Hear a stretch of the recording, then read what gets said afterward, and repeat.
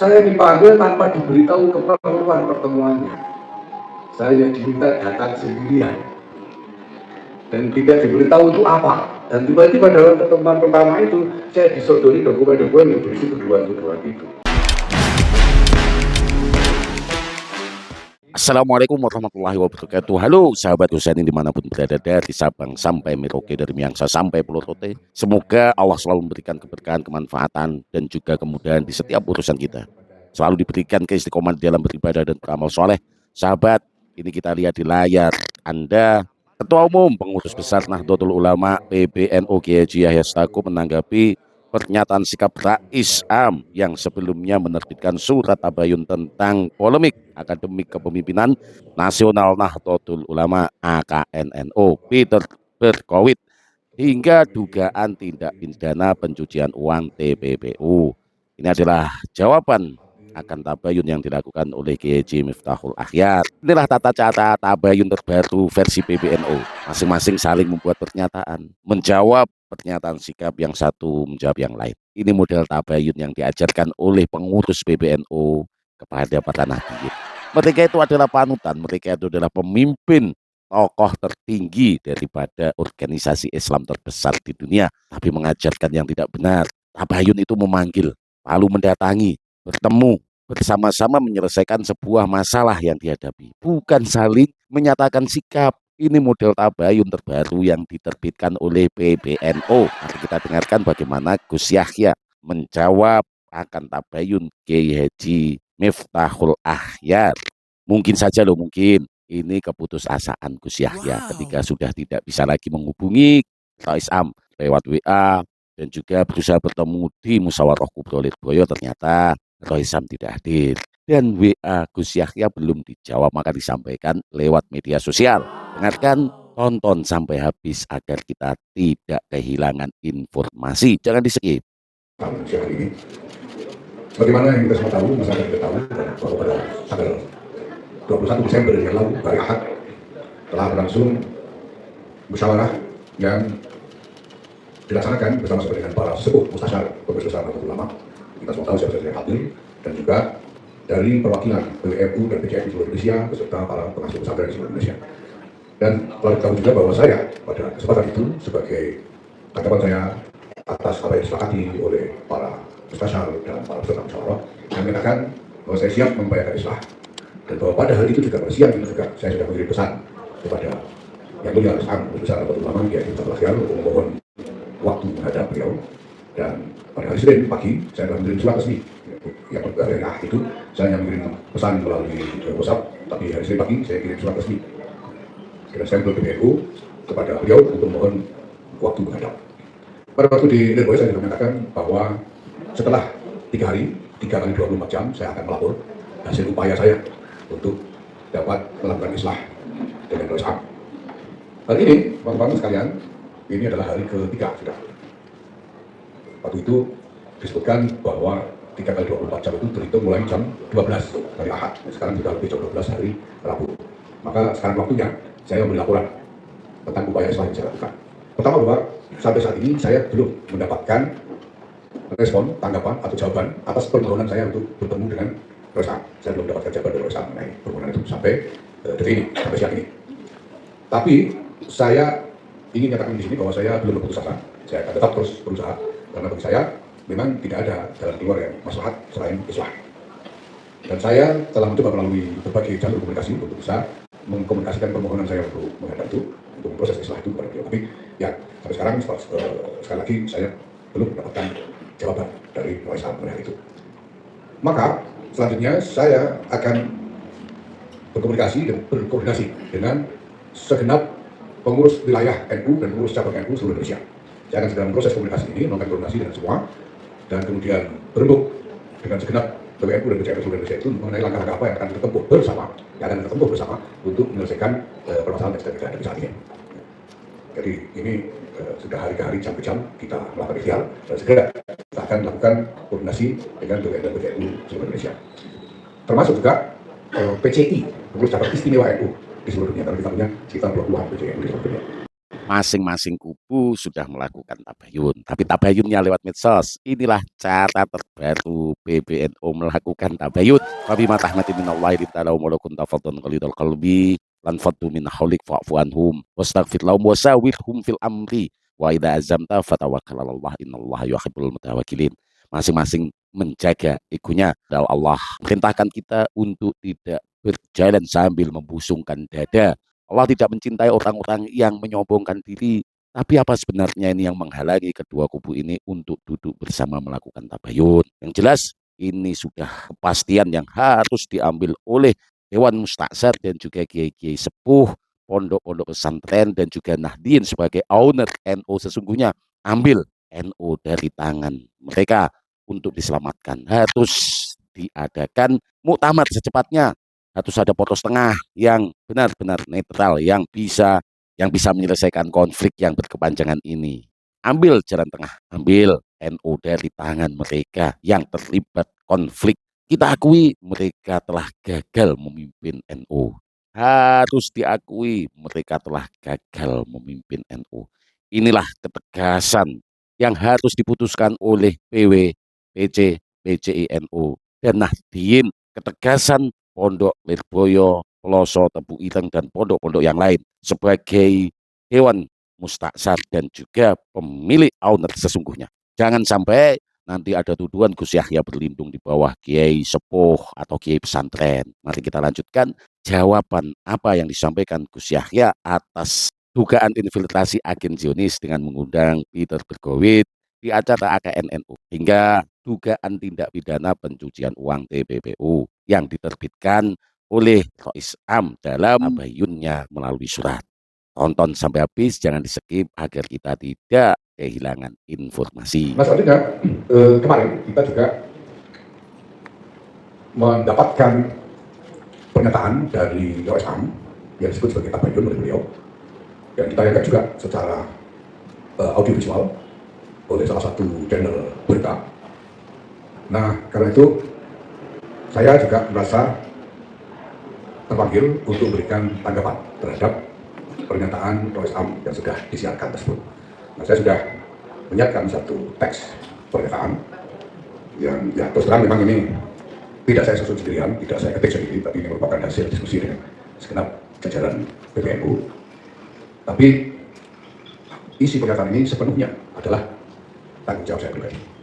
Kenapa saya mengajak berembuk dan diskusi dengan teman-teman dari jajaran PBNU? Karena beliau semua ini adalah juga saksi-saksi dan pelaku-pelaku yang tahu betul bagaimana proses semua ini berjalan dari waktu ke waktu, dari titik ke titik, sehingga mereka semua mengerti betul sebetulnya apa yang sedang terjadi.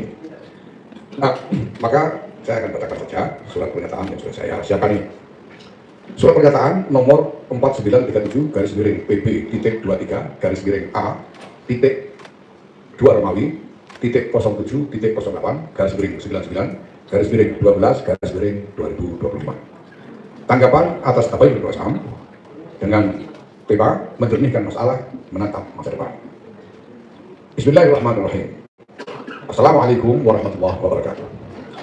Setelah mencermati dokumen tabayun Rois Am dengan niat tulus untuk menjaga keutuhan Jam'iyah, saya merasa perlu menyampaikan tanggapan sebagai berikut. Pertama, bahwa serangkaian peristiwa dan surat menyurat yang diuraikan oleh Rois Am sesungguhnya masing-masing memiliki konteks yang tidak dapat dipisahkan satu sama lain. Jika kita bersedia melihat dan memahami keseluruhan konteks tersebut secara utuh dan jujur, maka akan tampak dengan sangat nyata bahwa keputusan rapat harian Suriah di Hotel Astor pada 20 November 2025 dan seluruh keputusan turunannya hingga klaim penetapan pejabat ketua umum adalah tindakan yang tidak memiliki dasar, bahkan bertentangan dengan anggaran dasar dan anggaran rumah tangga atau ADART, dan dengan sendirinya batal demi hukum.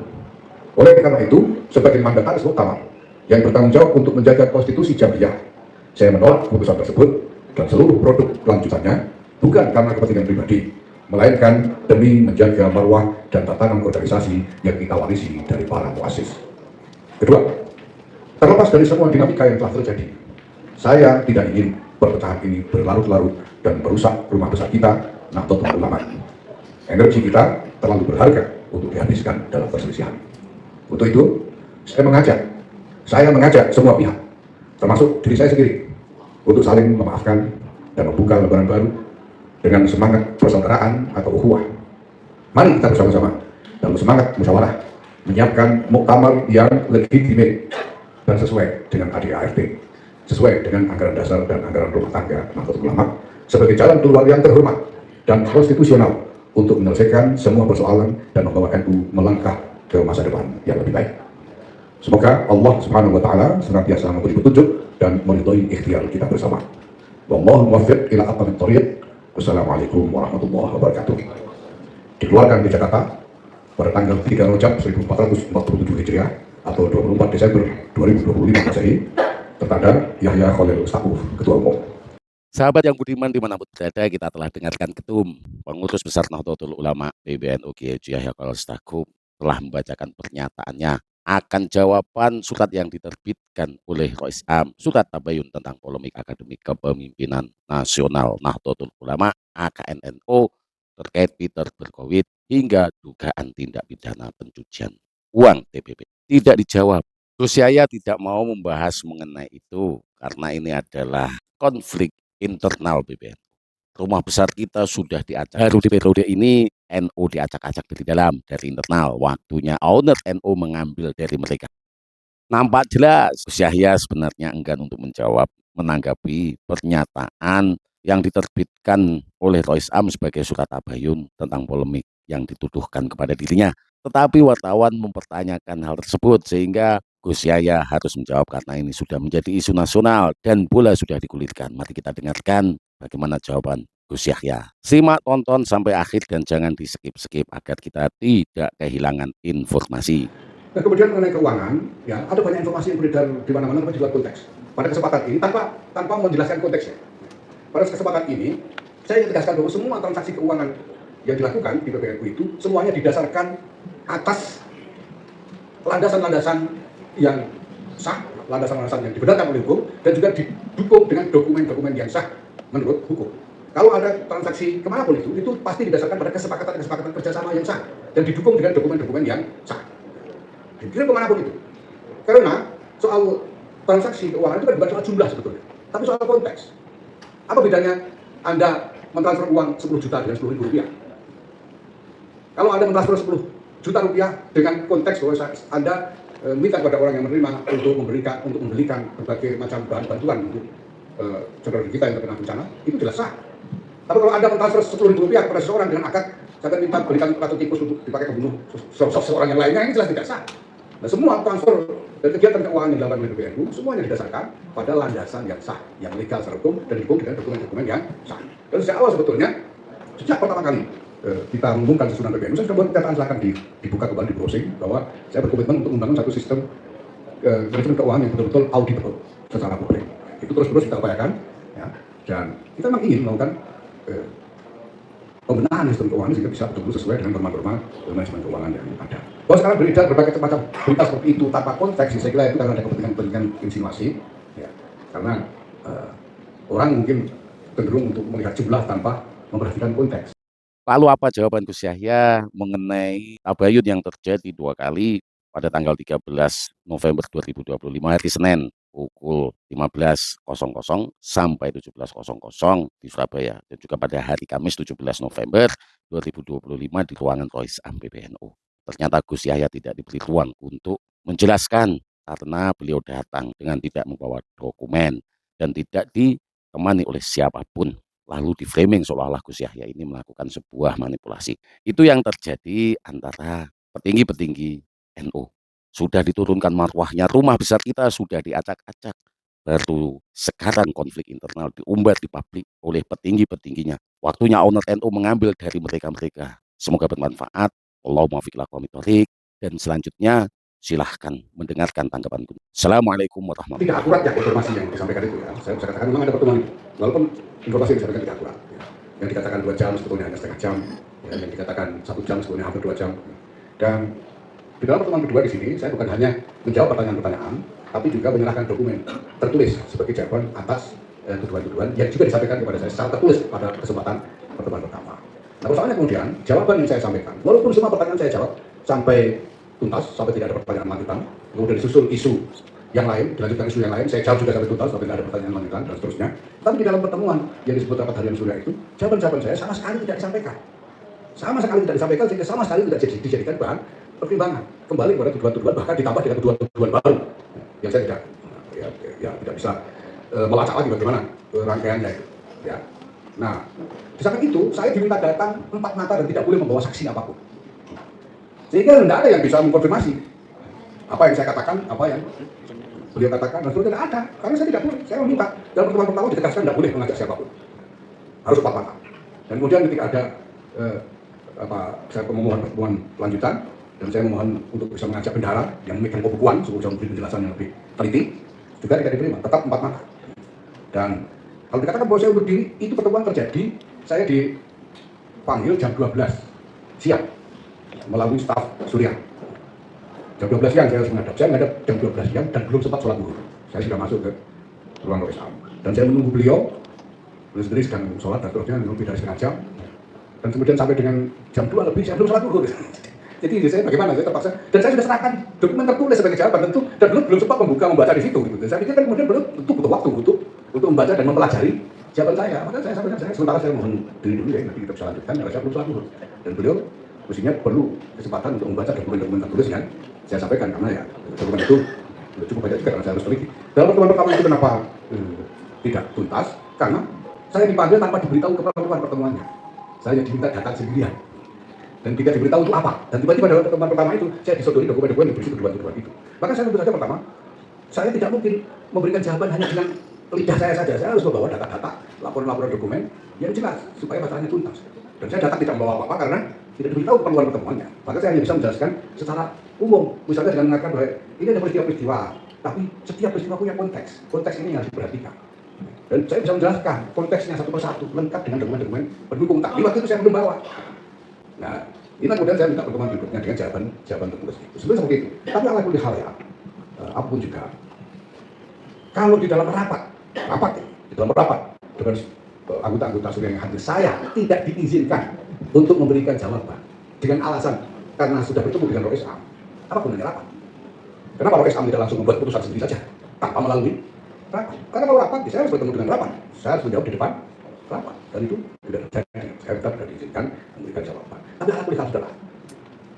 Kita memang kadang-kadang terdorong karena ya pikiran-pikiran kita masing-masing melakukan tindakan-tindakan ya, yang tadinya kita mungkin mengira itu sudah benar, tapi ternyata tidak, misalnya itu biasa. Yang penting sekarang, mari kita kembali kepada tatanan yang seharusnya. Kesalahan-kesalahan apapun, mari kita perlakukan sesuai dengan tatanan yang ada. Jangan sampai kita membuat keputusan tindakan di luar tatanan.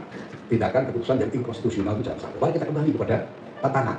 Nah, hal-hal yang merupakan kesalahan-kesalahan pribadi, mari saling memaafkan. Saya sendiri secara pribadi sama sekali tidak punya katakanlah hambatan psikologis apapun terkait dengan itu. Yang penting sekarang mari kembali bersama-sama. Sudah mari kita rencanakan ini kita ingin menunjukkan dokumen penjelasan tanggapan Ketum terhadap Tabayyun Roisam. Nanti bisa diambil fotonya.